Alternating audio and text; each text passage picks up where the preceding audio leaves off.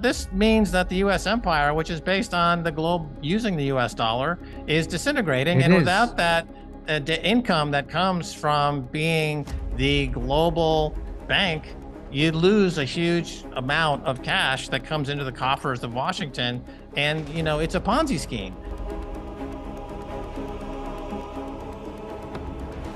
And the Ponzi scheme only works if there's people constantly who believe in the Ponzi scheme and who support the Ponzi scheme. Once people realize this is a Ponzi scheme and they leave, the whole thing collapses. So the BRICS nations are getting aggressively off the dollar. Global usage of the dollar is plummeting rapidly, like at the end of any empire. Today, Max Keiser discusses the looming economic crisis that has been building for years and believes we are just months away from a catastrophic event.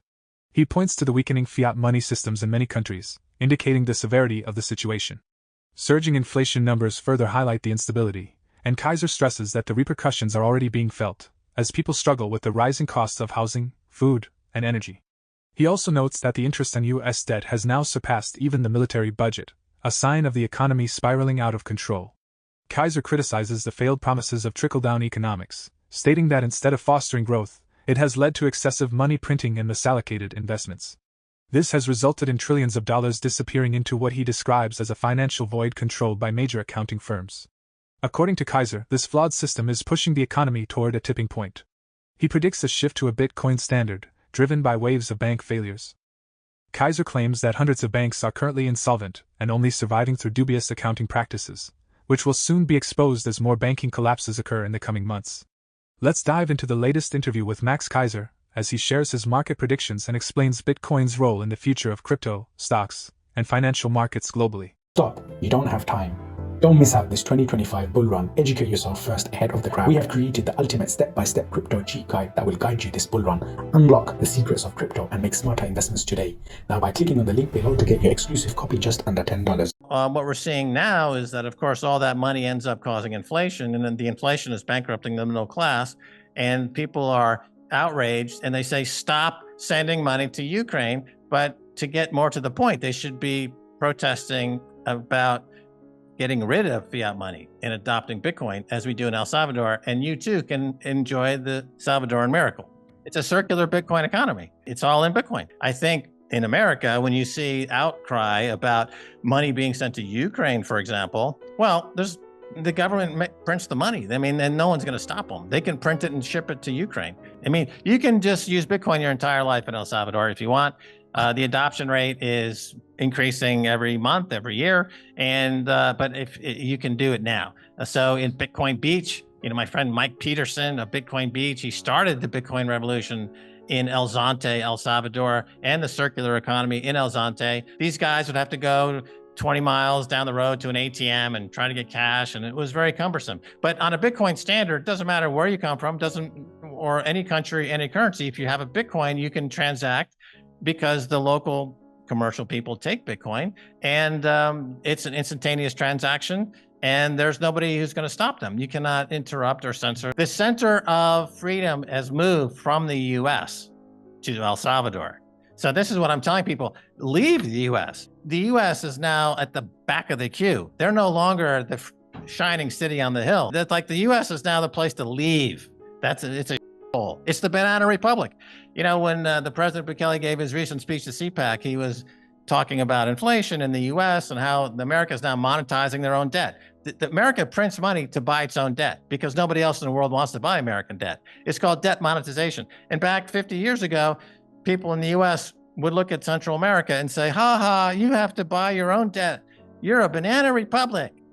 And so here you have the president of El Salvador lecturing people in Washington at CPAC about the fact that you guys are now monetizing your own debt. So it's the U.S. has a monopoly on this, and the U.S. is world reserve currency since World War II. It's like they kicked Iran off of SWIFT, and they sanctioned Russia and seized Russian assets. And so what your point is, they've weaponized the dollar, which is a terrible thing to do because these countries are then motivated to come up with something other than the dollar. Which is what BRICS is. That's exactly what they're doing. So the BRICS nations are getting aggressively off the dollar. Global usage of the dollar is plummeting. And, this means that the U.S. empire, which is based on the globe using the U.S. dollar, is disintegrating. And without that income that comes from being the global bank, you lose a huge amount of cash that comes into the coffers of Washington. And, it's a Ponzi scheme. And the Ponzi scheme only works if there's people constantly who believe in the Ponzi scheme and who support the Ponzi scheme. Once people realize this is a Ponzi scheme and they leave, the whole thing collapses rapidly, like at the end of any empire. And that's at the stage we're at now. The U.S. empire, the U.S. dollar empire, is the last inning of a massive Ponzi scheme that's been going on for 50, 60 years. And when it collapses, it'll happen like building number 7. It'll just be free falling in its own space. And everyone will wonder, how did that happen? It was so sudden. They'll make up some excuses, but it'll be quick and devastating. Keiser explains that due to widespread insolvency, central banks and the Federal Reserve are now overleveraged. He highlights Japan, historically one of the world's top lenders due to its access to cheap money, as an example. This overreach into various assets has ultimately crippled Japan's infrastructure, exacerbating its financial vulnerabilities. El Salvador is solving a big problem for America on the southern border. Their southern border is out of control. And they look at El Salvador and they notice that less and less Salvadorans are making the trip north. So they're actually loving President Bukele because he's helping them with a big problem that they have at the southern border, and they are now rooting for other countries to do the same, to follow in the Bukele model, and this would stem the number of migrants who are crossing the southern border. Number two, to your point, it is a struggle. We are dealing with the IMF. So the IMF, the International Monetary Fund, is, John Perkins wrote about this in his Confessions of an Economic Hitman, which he worked for the bankers and the IMF. And when a Southern American country or Central American country did something that the bankers on Wall Street didn't like, they would send in the economic hitman, and they would, in fact, throw them out of an airplane, the leader of that country, et cetera. And the history is replete with examples of this. It's not debated. This is exactly what they do and have been done. Today, we've got the IMF fulfilling that role. It's trying to get as many countries in the world to get on the U.S. dollar. Donald Trump said last week that he's going to go after countries that stop using the dollar. And so they're very nervous. They're very nervous about the fact that the dollar is losing world reserve currency. There's nothing they can do about it. But, with the IMF, President Bukele has pretty much gone toe to toe, let's say, with the IMF. And he's in the process now of exiting the IMF. So the economy is growing sufficiently without the IMF's help. Thank you very much. The balance sheet of the country, by the way, the balance sheet of El Salvador, the country has hundreds of millions of dollars, close to $1 billion in Bitcoin.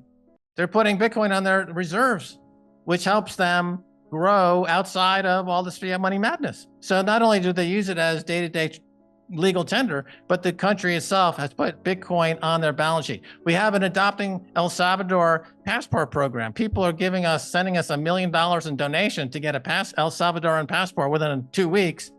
And then that money goes into Bitcoin. We've got some other financial kind of architecting that's going on, which is favoring Bitcoin. So that not only is the country have Bitcoin as legal tender, but it'll become a fully reserved Bitcoin country, which means that it'll be potentially the richest country in the world, because in the fiat money madness, they're all throwing this. Let me tell you, El Salvador is the next Singapore.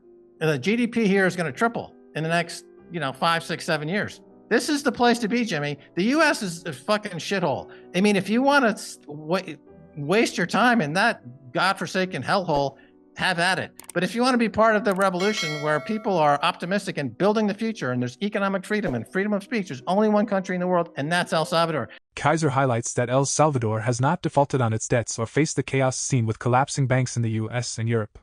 Meanwhile, the Bank of Japan, historically crucial to global currency stability, is nearing default, which could trigger a worldwide economic downturn.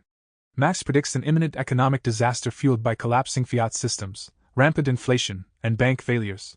He suggests that a shift to a Bitcoin standard might be on the horizon as the world grapples with this crisis. Keiser asserts that promises made by the Federal Reserve and central banks have been empty, leading to excessive money printing and reckless investments. In the aftermath of recent inflation spikes, he believes there will be no return to normalcy. Instead, he argues that the economy is spiraling out of control, with the U.S. facing a worsening debt crisis. He presents two grim possibilities: hyperinflation or a deflationary depression, both of which would significantly lower living standards. Keiser also points out the lack of viable solutions, which he believes heightens the severity of the crisis. Interestingly, he notes that political figures are now discussing Bitcoin as part of a possible solution, signaling a potential shift toward a Bitcoin-centered financial system. What are your thoughts on Max Keiser's latest interview and his predictions for Bitcoin? Feel free to comment below. For more Daily Dose Crypto news, check out these 2 awesome videos on your screen. Click now and we will see you on the next video.